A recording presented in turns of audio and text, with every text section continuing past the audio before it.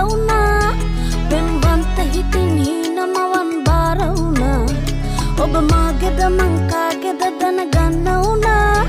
මට බාල වුණත් කොල්ලට